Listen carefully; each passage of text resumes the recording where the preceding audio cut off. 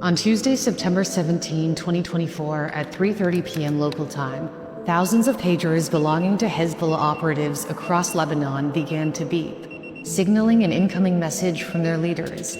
And then the pagers blew up.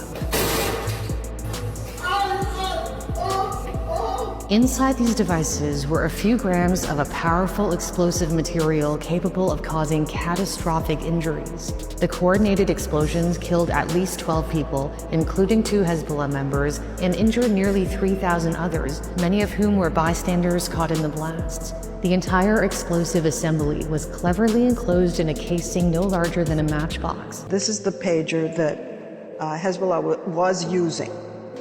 So it's very sleek. It's very shiny, and it certainly can fit in a pocket. So what did you do to change this to make it into a bomb? So to make it into a bomb, we have to enlarge it a little bit. In order to put explosives inside, but not too much.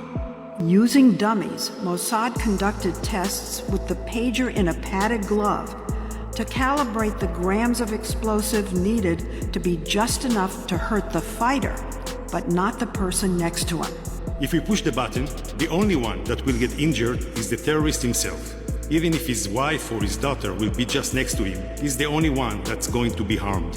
Did you test for that? Yes, we test everything triple, double, multiple times in order to make sure there's minimum damage. Israeli operatives had hidden a thin sheet of PETN explosive, about 6 grams, between 2 lithium-ion battery cells, according to Reuters. To detonate the device, a strip of highly flammable material was positioned next to the explosive. Crucially, the detonator was designed without any metal, making it undetectable during X-ray inspections. When Hezbollah ran the pagers through security scanners, it didn't set off any alarms. The detonation was reportedly triggered by coded messages sent to the pagers, which generated a spark within the battery pack that ignited the detonating material, shown in yellow, and set off the explosive, in pink. And when I tried to log on to BAC's company website, I received a forbidden error message.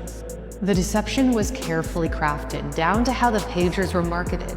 This involved another key player, Apollo Systems Hong Kong, a company founded by Teresa Wu, a former Gold Apollo employee. Apollo Systems Hong Kong acted as the intermediary between Gold Apollo and BAC. Apollo Systems openly advertised the AR-924 pager on its website and now deleted YouTube channel, reinforcing the illusion of authenticity.